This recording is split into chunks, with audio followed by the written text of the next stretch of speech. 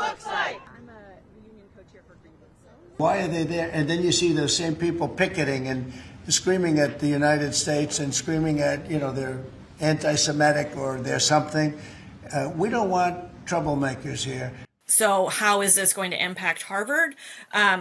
Immensely. Almost a quarter, 25% of their enrollment is international students. And Secretary Noem pointed out that Harvard is very wealthy and that they will be fine without this tuition to, as she put it, pad their endowment. So I just want to make clear that tuition dollars don't go into endowments. Tuition money is used for things like student aid, student programs, payroll, paying staff, paying faculty, and so the loss of tuition is not going to hurt Harvard's endowment. It's going to hurt their ability to take care of the students, faculty, and staff that they have, right? So Secretary Noem, either in her letter or in a recent statement, has said, I'm not quoting directly, but that Harvard is a hotbed of dissent, of anti-Semitism, and it somehow harbors future terrorists, perhaps. And so they're using that. This is why it's coming through Homeland Security and not another agency. They're saying that the international students at Harvard are somehow a threat to the security of the United States. This has absolutely no precedent. Obviously, schools have had their SEVIS registration terminated, but it's usually for fraud or they just don't keep records. They've never done it for anything remotely like this, which basically is, we don't like the fact that you're not listening to about who you should hire, so we're going to terminate it. That's what they did here. But perhaps this was not necessarily just about Harvard. This was a message to all of higher education that you have to come into line with the thinking of what this administration thinks higher education should be. We're going to see, clearly what we're going to see is a massive drop-off in foreign students coming to the United States starting in September. Well, I think a lot of the administration sees universities as a hotbed of liberals, progressives, people that are aligned against the principles of MAGA. And to them, it's a breeding ground. They see it as a breeding ground. So if you can disrupt the breeding ground, you won't have as many progressive, i.e. educated people, who oppose the administration's nationalism and nativism. But what's also going to happen is the students and the researchers that have been coming to the United States since the end of World War II are now being courted by France. They're being courted by Germany. They're being courted by Canada. They're being courted by China.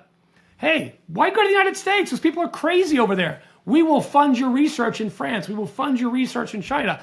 Come here. But overall, there's 1.2 million students in the United States. I mean, there's a lot of foreign students here, many of them keeping schools afloat. Not only do foreign students bring to the campus, university, this international interaction with American citizen students that are there, but they also provide massive funding because they all pay full tuition.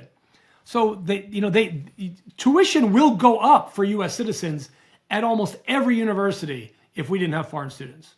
Will 100% go up. Another action that the administration is trying to take against Harvard is to revoke their tax-exempt status, which, again, based on their very large endowment, would cause Harvard to then owe a tremendous amount of money in taxes, again, hampering research. But tax-exempt status, I mean, it's a privilege. It's really a privilege, and it's been abused by a lot more than Harvard, too, by a lot more than Harvard. So we'll see how that all works out. Just the requests that they're making of Harvard and other universities, doing what are called viewpoint surveys on both faculty and students, trying to find out ideological beliefs, any sort of political activities. Those have not been seen in the United States for quite some time. Certainly during McCarthyism and the Red Scare, people were more inquisitive, to put it nicely, about people's political views and activities. But, McCarthy faced a tremendous amount of backlash. And for the rest of the Cold War and most of the 21st century, America has prided itself on freedom of speech, freedom of thought, right? And in a recent report, Harvard did admit that there's been a problem with anti-Semitism on their campus, and they are looking into ways to mitigate that. Of course, nobody wants anti-Semitism. There's no place for that in the United States, right? So they've recently, I think the number is about $2.75 billion that they have immediately taken from Harvard. Harvard, of course, is requesting that they be allowed to keep those funds. You know, faculty at Harvard are very concerned, talking about how the revocation of that amount of funds, what that's going to do is essentially shut down some of their labs. We've talked about how universities in America are vital for all kinds of research, but particularly scientific research that leads to medical discoveries, advances in technology. And so revoking those funds without a very clear reason or without a very clear process is incredibly harmful to Harvard.